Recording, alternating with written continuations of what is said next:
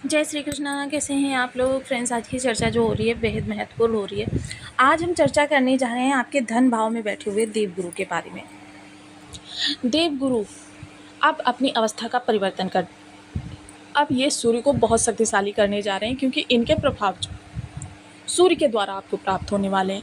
क्योंकि देवगुरु जो है अस्त अवस्था में जा रहे हैं। अब देखिए, आपके मन में प्रश्न उठ सकता है कि अभी तो सूर्य का राशि परिवर्तन भी नहीं हुआ, फिर देवगुरु कैसे अस्त हो सकते हैं। तो देखिए, सूर्य जो है चलते हुए लगभग यहाँ पर आ चुके हैं। और यहाँ पर आने का मतलब, क्योंकि जब भी दो ग्रहों के मध्य 13 डिग्री से कम का डिफरेंस रह जाता है, तब उस ग्रह को अस्त मान लिया जाता है। अब ऐसा कि अस्त ग्रह के प्रभाव हमें नहीं प्राप्त होते, बिल्कुल प्राप्त होते हैं। देखिए, विद्वान वर्गों का दो कथन है। एक विद्वान वर्ग कहता है जब ग्रह और पृथ्वी के मध्य में सूर्य आ जाता है, तब उस ग्रह के प्रभाव जो हैं सूर्य द्वारा आत्मसात कर लिए जाते हैं और सूर्य अपने प्रभावों में सम्मिलित करके उस ग्रह के प्रभाव हम तक पहुंचाता है। दूसरा विद्वान वर्ग कहता है जब सूर्य के समीप हर एक ग्रह जो है एक निश्चित कक्षा में परिभ्रमण करता है, अपनी कक्षा में परिभ्रमण करते हुए सूर्य के बहुत अधिक समीप आ जाता है, तो सूर्य के द्वारा उस ग्रह के प्रभाव आत्मसात कर लिए जाते हैं। तो उस ग्रह के प्रभाव हमें सूर्य के माध्यम से प्राप्त होते हैं। अब यहाँ पर देवगुरु सूर्य के माध्यम से अपने प्रभाव प्रदान करेंगे, तो सूर्य की शक्ति में वृद्धि होगी, सूर्य के प्रभाव जो हैं बढ़ जाएंगे, सूर्य के बल में वृद्धि हो जाएगी। क्योंकि एक राजा है, दूसरा मंत्री है, सलाहकार है। अब दोनों ही चीज़ें जब सूर्य के द्वारा, यानी सूर्य स्वयं अपनी क्षमता के द्वारा आपको प्रदान करेंगे, तो आपके लिए स्थितियाँ किस प्रकार से होंगी। अब देखिए, इस चीज़ को एक माध्यम से और समझना हमें बहुत आवश्यक होता है कि जैसे कि देखिए, बहुत तेज़ प्रकाश में यदि हम मोमबत्ती जलाकर रख दें, तो क्या मोमबत्ती जल नहीं रही है? मोमबत्ती जल रही है, किंतु सूर्य के बहुत तीव्र प्रकाश के आगे उसकी आभाहीन प्रतीत हो रही है, लेकिन उसका अस्तित्व है। सेम यही चीज़ें ग्रहों के साथ भी होती हैं। तो आइए चर्चा करते हैं। अब देखिए, सूर्य के बहुत अधिक समीप आने के कारण, जैसे कि हम सभी लोग जानते हैं, सूर्य, क्षमा करें, शनि, गुरु, राहु, केतु, ये मेजर प्लेनेट हैं और ये किसी भी अवस्था में जब आते हैं तो लंबे समय के लिए आते हैं। अब जैसे कि देखिए, राहु केतु सदैव वक्री होते हैं, ये कभी भी मार्गीय अवस्था में नहीं चलते हैं। राहु केतु कभी अस्त नहीं होते हैं, कभी उदित नहीं होते हैं। लेकिन शनि और गुरु जब भी ये अस्त होते हैं या इनकी कोई विशेष अवस्था किसी नक्षत्र में जाते हैं, तो ये लंबे समय तक वहाँ पर उस अवस्था में होते हैं। अब ये जो गुरु का अस्त समय होगा, ये 27 दिनों का होगा। गुरु एक रक्षात्मक प्लेनेट है, सकारात्मक प्लेनेट है। गुरु जहाँ से संबंध बनाते हैं, जहाँ पर दृष्टियाँ डालते हैं और जहाँ पर बैठे होते हैं, वहाँ से संबंधित जितनी भी निगेटिविटी होती है, उसमें से 50% निगेटिविटी गुरु अपने प्रभाव से आपकी समाप्त कर देते हैं। किंतु जब ये अस्त अवस्था में आएंगे, तो देखिए, अस्त अवस्था में गुरु के आने का हम इसी से अनुमान लगा सकते हैं कि कितना विपरीत प्रभाव प्राप्त होता है। कि देखिए, जब भी गुरु अस्त होते हैं, जितने भी संस्कार होते हैं, जैसे किसी का गृह प्रवेश, विवाह संस्कार, मुंडन संस्कार, उपनयन संस्कार, या जितने भी ये संस्कार होते हैं, वो संस्कार आपके रोक दिए जाते हैं, विराम कर दिए जाते हैं।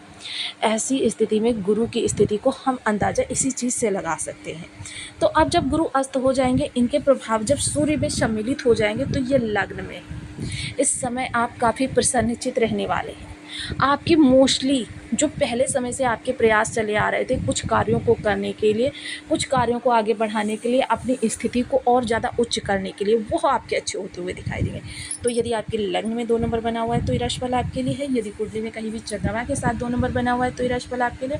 कुंडली ना होने की स्थिति में आप इसे नाम राशि से भी देख सकते हैं। यदि अभी तक आपने अपने इस चैनल को सब्सक्राइब नहीं किया है तो प्लीज़ सब्सक्राइब कर लीजिए, वीडियो को लाइक कर दीजिए, चैनल को शेयर कर दीजिए। इससे होगा क्या कि हमारे आने वाले हर वीडियो की नोटिफिकेशन मिल सकेगी आपको सबसे पहले। एक प्यार से कमेंट करना बिल्कुल ना भूलें।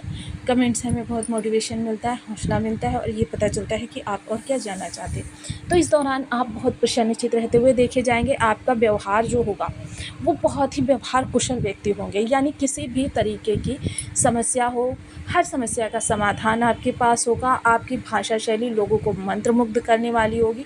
बेहद ज्ञानपूर्ण व्यक्तित्व के स्वामी होने वाले हैं। लोगों से आपका व्यवहार, देखिए, क्या आपको ऐसा लगने लगा है कि आपकी जो बातचीत करने में या आपकी चीज़ों में कुछ ऐसा लगने लगा कि ये चीज़ें पहले भी आपके साथ घटित हो चुकी हैं, कि ये आपकी आभास शक्ति है।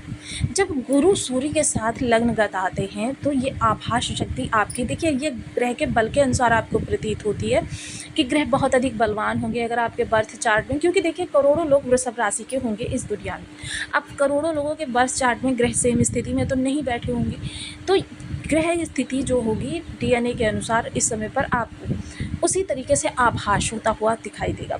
जिन लोगों के बहुत स्ट्रांग होंगे उनको इस समय पर बहुत बड़ी बड़ी जो उनके जीवन में घटनाएं होती हैं या बड़े बड़े जो कार्य करना चाहते हैं उनसे संबंधित प्रत्येक चीज़ में ऐसा लगेगा कि जैसे पहले से ही उनको इस चीज़ का पता था कि उनके साथ सकारात्मक होगा या नकारात्मक, और ये सब कुछ एक चलचित्र की तरीके से होने वाला है।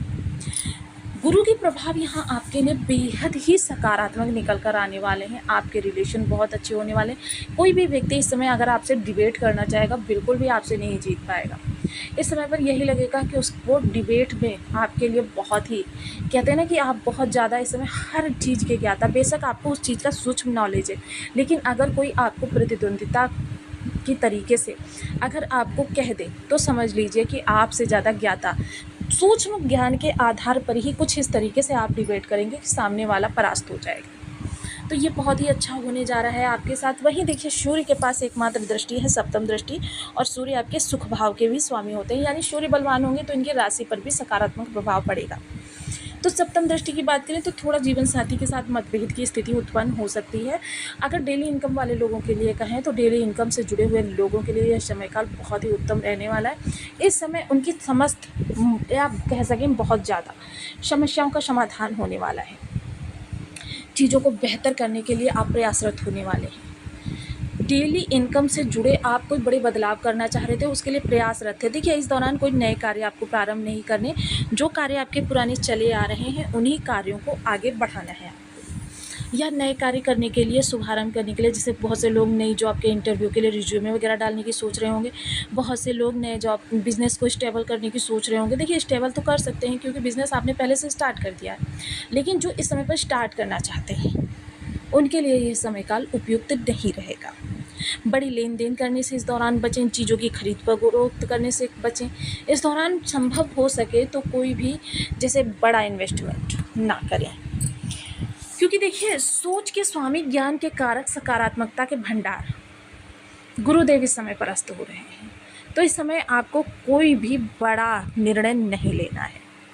व्यापार की चर्चा करें तो व्यापार में थोड़े से प्रयास आपको सकारात्मक परिणाम प्रदान कर सकते हैं। देखिए हालांकि जो चीज़ें पहले थी कि आपको अपने प्रयास का 110 रिटर्न मिलने वाला है, वही चीज़ें इस दौरान भी होती हुई दिखाई देगी। सेम यही स्थिति हम सुख भाव के लिए भी कह सकते हैं कि सुख भाव के लिए जो भी स्थितियाँ आपकी बनी हुई थी, यानी कि आप चाहते थे कि सुखों के लिए कुछ खरीदें, कुछ इन्वेस्टमेंट करें, तो देखिए इस दौरान मैंने जैसा बताया बड़े इन्वेस्टमेंट बिल्कुल ना करें। हालांकि देखिए क्वालिटी टाइम स्पेंड करना चाहते हैं, कहीं घूमने जाना चाहते हैं परिवार के साथ, ये सब चीज़ें आपके लिए अनुकूल रहने वाली हैं।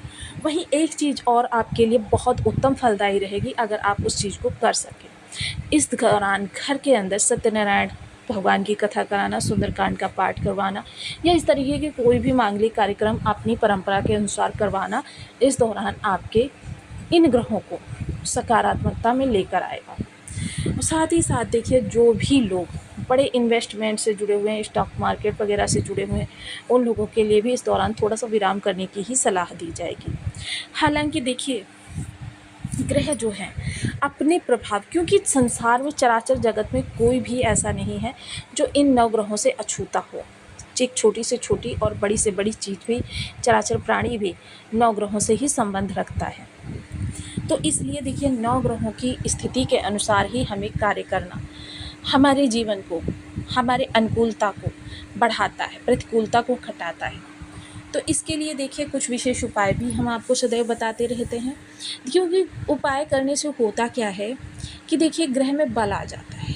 ग्रह किसी विषम अवस्था में होता है वो शुभ हो जाता है।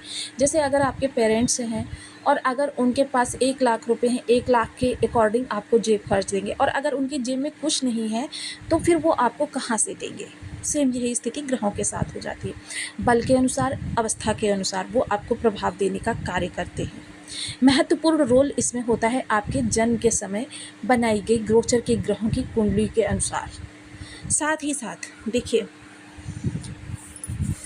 संसार में जल जो है हर जगह व्याप्त है।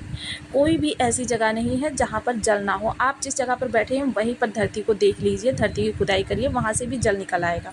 लेकिन उस जल को आप कितना भर सकते हैं, कितना स्टोर कर सकते हैं? जितना आपके पास पात्र है, यानी आपके पास ग्लास है तो आप सिर्फ ग्लास भर जल ही ले सकते हैं, किंतु आपके पास घड़ा है तो आप घड़ा भर जल ले सकते हैं। तो इसीलिए उपाय के माध्यम से हम उस घड़े को बड़ा करने का प्रयास करते हैं जो घड़ा हमारे पास है कर्माज के, जिसका नाम कर्माज है। तो देखिए, ओम ब्रह्म बृहस्पति नमः गुरुदेव के लिए, ओम घड़ी सूर्याय नमः सूर्यदेव के लिए, इन बीज मंत्रों का आप 1 माला, 2 माला, 5 माला, 7 माला, 11 माला का जब नियमित अपनी सुविधानुसार करना प्रारंभ करें। इससे होगा क्या कि आपके ग्रह को बल प्राप्त होगा। देखिए, ग्रहों की एक बीज मंत्रों की एक निश्चित संख्या होती है और उस संख्या के पूर्ण हो जाने पर ग्रह सदैव के लिए आपके ऊपर से अपनी अनिश्चितता को समाप्त कर देता है, और जितना हम बीज मंत्रों का जाप करते जाते हैं उतना ही वो ग्रह हमारा रिचार्ज होता जाता है। तो ग्रहों को रिचार्ज करने का बीज मंत्र बहुत ही आसान उपाय है, बहुत ज़्यादा समय भी नहीं लगता है। इसके अतिरिक्त देखिए, धार्मिक पुस्तकों का स्वाध्याय करें, सदा सत्य वचन बोलें, बड़े बुजुर्गों का सदैव सम्मान करें, हल्दी मिश्रित जल से केले के वृक्ष अथवा पीपल वृक्ष की जड़ का सिंचन करें, केले के वृक्ष अथवा पीपल वृक्ष पर हल्दी मिश्रित जल से सिंचन करें, केसर का तिलक मस्तक कंठ जिह्वा पर करें। दादा तुल्य लोगों के सानिध्य में क्वालिटी टाइम स्पेंड करना भी आपके लिए शुभकारी रहेगा। वहीं सूर्य को नित्य प्रति अर्घ देना, अपना प्रत्येक कार्य जो है एक पर्टिकुलर समय पर करना, बंदर को गेहूं गुड़ खिलाना, या फिर लाल रंग की वस्तुएं धर्म स्थान पर दान करना, या जल प्रवाह करना, सूर्य को घृत का अर्घ देना, ये आपके लिए बहुत ही उत्तम स्थितियों का निर्माण करेगा। पिता के साथ क्वालिटी टाइम स्पेंड करना, इनमें से कोई भी उपाय आप 1, 2, 3 अपनाकर अपने जीवन में